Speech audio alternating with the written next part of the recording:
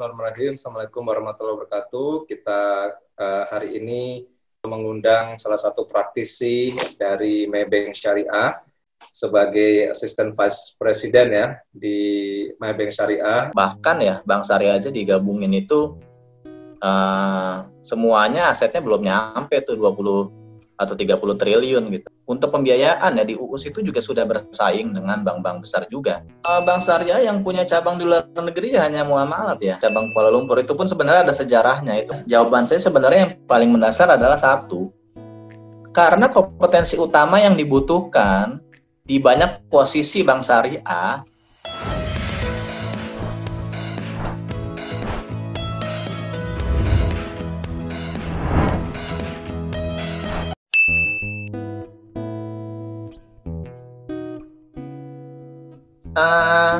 saya ada pengalaman sebenarnya. Apa yang sih yang teman-teman peroleh di kampus syariah gitu? Karena kan kampus saya kan bukan kampus syariah dan waktu itu belum ada program studi syariah. Gitu. Pun saya waktu itu mata kuliah ekonomi syariah itu waktu zaman kita masih pilihan gitu kan ya. Nah, saya ngelihat ini orang bagus-bagus sebenarnya, benar. Saya anggap mungkin nggak jauh banget lah, mungkin kepandaiannya, bahkan mereka lebih militan, which is militan itu jadi modal yang sangat dibutuhkan juga oleh industri mana saja, termasuk Bank Syariah, apalagi Bank Syariah harus bertempur dengan bank konvensional ya.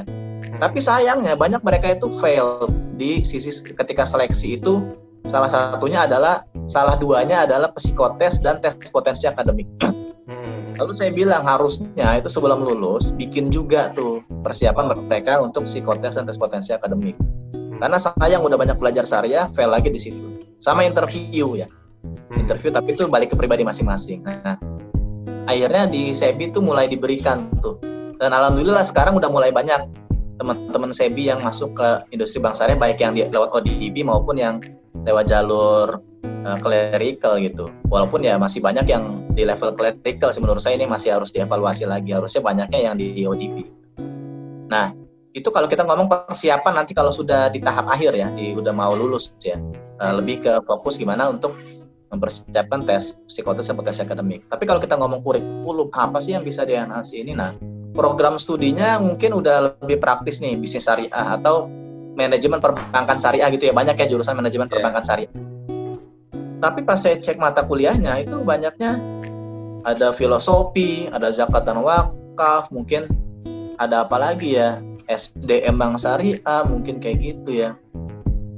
Yang menurut saya itu belum masuk ke core knowledge-nya yang benar-benar dibutuhkan nanti ketika langsung ke industri.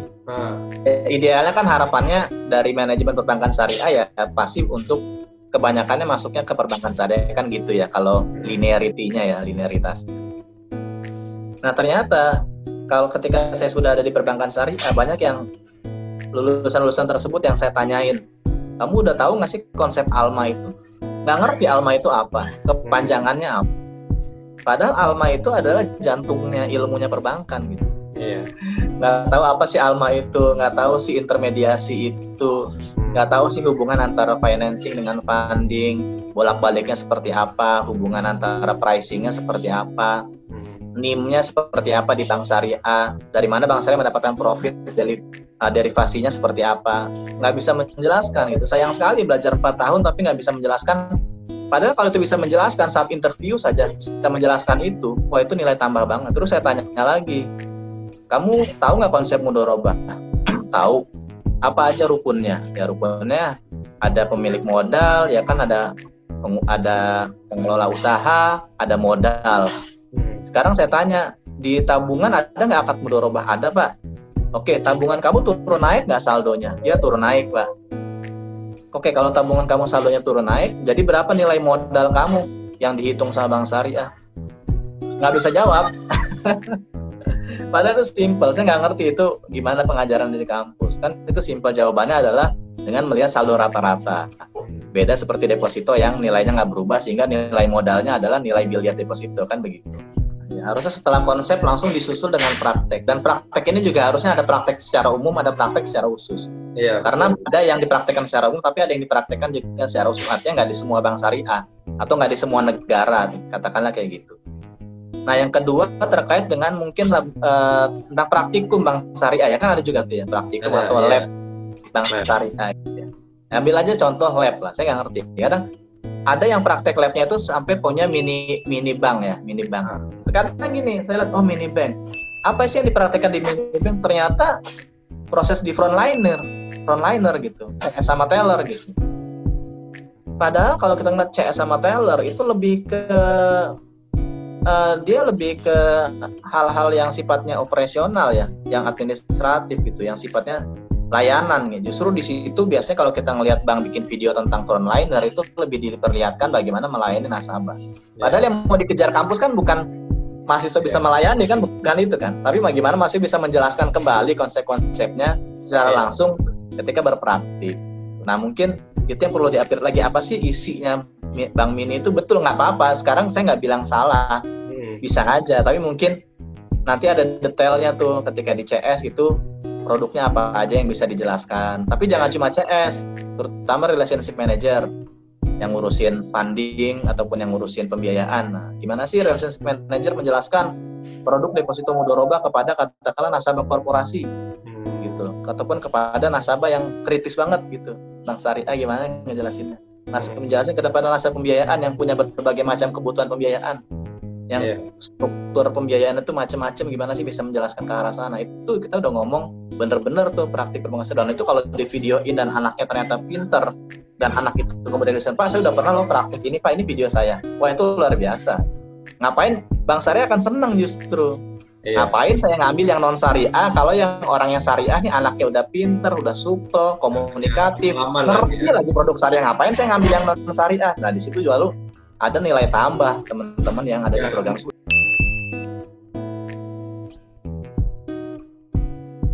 Ya menurut saya lebih justru mereka terjunin aja ya. Jadi mereka berikan project aja, mereka kumpulin modal kayak gitu, bikin sebuah seperti bank, ada pencatatannya sendiri, ada direkturnya, ada unit-unit kerjanya, dikasih kayak semacam apa tuh namanya praktek kerja lapangan ya, praktek kerja lapangan ya. Jadi target akhirnya adalah mereka harus punya bank dengan aset segini, nasabah segini, mereka cari sendiri gitu, dan di situ mereka produknya semuanya harus syariah atau seperti mini koperasi tapi yang dijalankan dengan konsep banking gitu. Jadi nanti laporannya sudah dalam neraca laba rugi. Bagaimana mereka awal-awal membuat perencanaan. Nah itu bisa belajar strategic planningnya bank juga tuh. Gimana sih kita mau jadi berapa nih asetnya, mau punya berapa nasabah nih, mau bisnis kita apa aja. Nah itu kan dirumusin bersama. Jadi mereka mindsetnya itu udah bener-bener mindset cara berpikir banking kayak gitu loh. Bukan cuma di bagian pelayanan aja atau di bagian penjualan aja. Bersama-sama mereka sebagai satu tim dalam berapa bulan katakanlah kayak gitu, termasuk juga di prakteknya di mini lab-nya itu, nanti hasil akhirnya adalah mereka pelaporan tentang perkembangan usaha dari banknya itu gitu, sampai dilaporkan, sampai akuntansinya bener nggak mereka mencatat untuk akuntansinya, ada yang nasabah yang ngajuin apa bener nggak nanti di laporan akuntansinya, ya gitu. Itu menurut saya sih itu lebih aplikatif ya. Dan satu lagi mungkin menurut saya sih perbanyak magang ya. Ya karena sebenarnya magang dibutuhin karena pertama bank kan kalau dia ngerekrut yang orang dibayar tetap kan mungkin mikir-mikir dulu ya, mikir-mikir nanti selanjutnya ke depannya kepake atau enggak gitu. Kedua kan bank punya kewajiban tuh untuk anggaran SDM-nya, untuk pendidikan juga ya, dari CSR-nya juga bisa dihitung CSR juga gitu. Nah katakanlah ada RM gitu, RM korporasi itu pasti kan butuh, kalau dia ngerjain sendiri bisa sampai lembur-lembur gitu. Nah kalau anak magang kan sangat membantu gitu. Iya, saya aja di tempat saya yang supporting kayak gitu ya, juga membutuhkan teman-teman magang buat memaintain program. Kita bikin program funding, karena ya macam-macam gitu permintaan nasabahnya gitu. Kalau kita yang ngerjain sendiri, wah kewalahan sampai lembur terus kali tiap hari gitu. Nah, jadi menurut saya mungkin bisa diwajibkan ya, atau mungkin memang arahannya sudah akan mewajibkan. Tapi nanti apa goalnya gitu di sana? Jangan sampai magangnya cuma nanti disuruh fotokopi doang gitu, sama bikin memo-memo yang nggak terlalu penting gitu. Itu aja.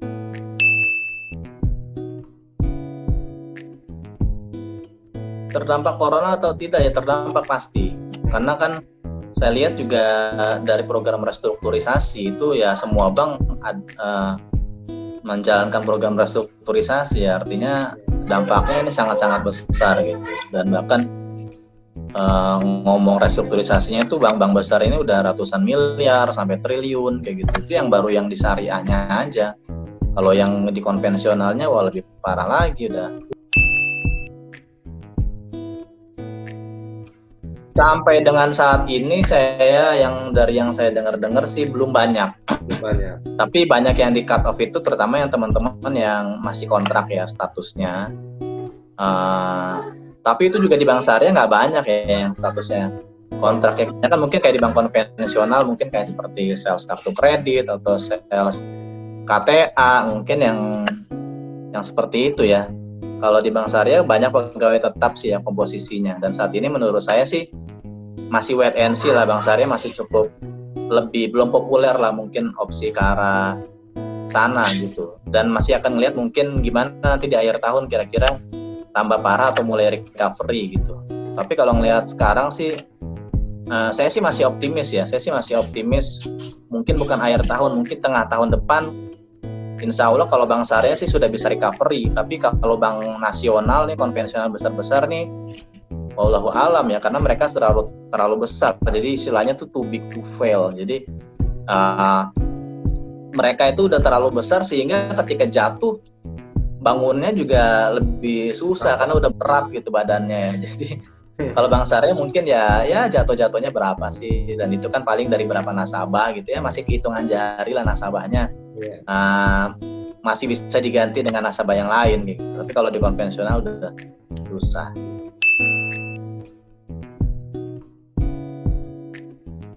Pesan saya cuma harap-harap bersabar deh, karena sepertinya belum ada arah ke sana gitu. Sekarang aja untuk mempertahankan yang udah ada aja sepertinya masih harus ngos-ngosan dulu. Ya mudah-mudahan sih tahun depan lah, tengah tahun depan. Tapi sambil menunggu waktu itu ya tadi yang saya bilang, kalau ada kesempatan magang gitu ya. Tapi magang ini sebenarnya masih ada, cuman karena WFH, karena work from home, jadinya hilang gitu posisi magangnya. Padahal kalau WFO dari kantor itu masih banyak pasti ya. Teman-teman jangan minder. Oh saya udah lulus kok magang gitu. Jangan kayak gitu. Magang itu bagaimanapun akan meningkatkan nilai jual, apalagi kalau magangnya nggak sebentar. Karena saya lihat banyak yang magangnya itu cuma magang tadi ya, mohon maaf, magang ecek-ecek gitu. Magang cuma sebulan 2 bulan, akhirnya cuma ditempatin di bagian administratif, terus juga mentornya orang administratif, orang operasional yang nggak dapat banyak akhirnya. Nah, maganglah di tempat-tempat yang ngasih value added gitu loh, yang apa yang sudah dipelajari di kampus itu bener-bener dilihat gitu prakteknya sehari-harinya gitu bagaimana gitu. Ya kalau sekarang mungkin masih banyak yang WFH, mungkin nanti setelah ada vaksinasi mulai banyak yang WFO lagi. Nah kalau ada kesempatan magang dulu ya ambil saja gitu, 3 bulan atau lebih baik lagi 6 bulan. Menurut saya magang 6 bulan itu akan sangat diperhatikan nanti di CV ya. Karena kalau udah di magang, insya Allah pasti magang itu bisa jadi yang didapat itu walaupun cuma 6 bulan bisa jadi tuh 50% atau bahkan lebih dari yang udah didapat di kampus 4 tahun gitu.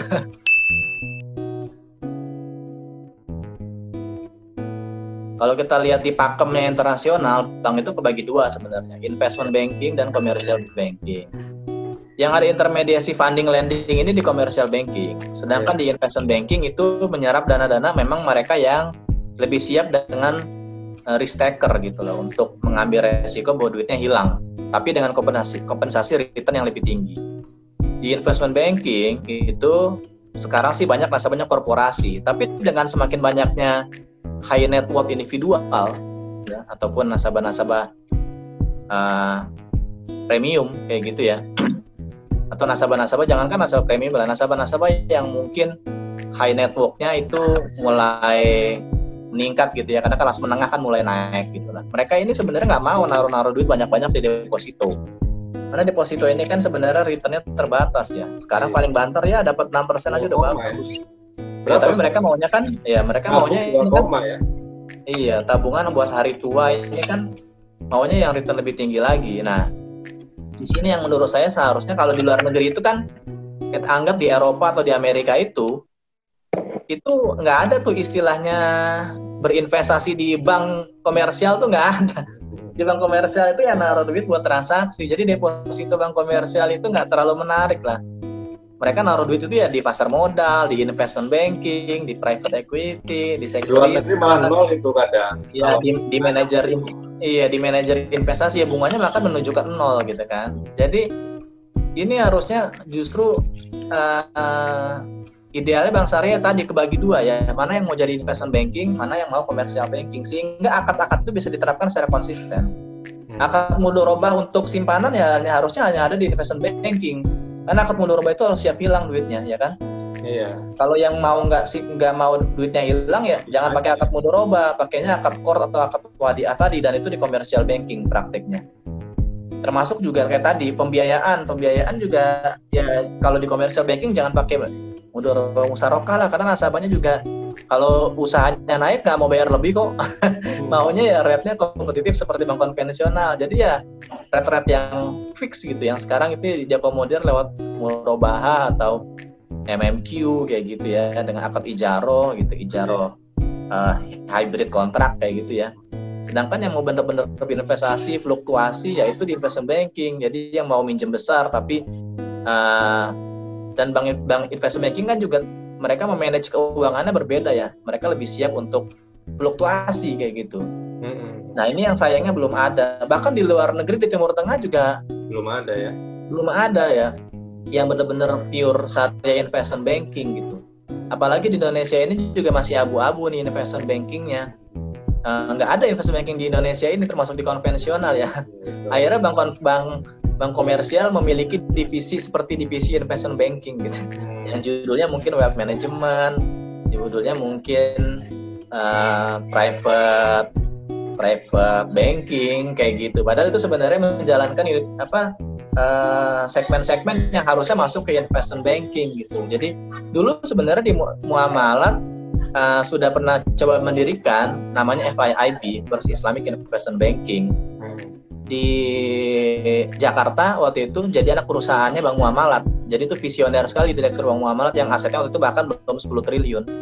Tapi sayangnya mungkin karena pasarnya belum benar-benar ready, terus juga mungkin lembaganya belum punya orang yang tepat gitu ya, orang investment banker yang tepat untuk nyari peluang-peluang dari luar. Maunya kan dari Malaysia waktu itu ya, dari Malaysia dan Timur Tengah yang siap masuk ke dalam negeri ditampung lewat FIIB, tapi ternyata nggak begitu gitu perjalanannya. Nah, harapan saya sih nanti kalau misalkan bank merger itu jadi, bisa punya anak perusahaan Islamic Investment Banking gitu, karena kebutuhannya ada kok gitu, orang-orangnya ada, nasabahnya ada yang paham, yang mau. Nah, kalau udah jalan seperti itu, ya silakan nanti dari yang sekarang ini masih ngejudge Bank Syariah kurang syariah dan lain-lain, silakan nilai kembali kayak gitu. Karena mereka juga harus ngerti, jangan mereka ngerti konsep syariahnya doang, dengerin ustadz yang ya mungkin belum fokus di syariah tapi udah ngejudge Bank Syariah udah kemana-mana. Nanti kalau udah ngeliat praktek yang lebih ideal mungkin bisa punya pandangan yang berbeda gitu.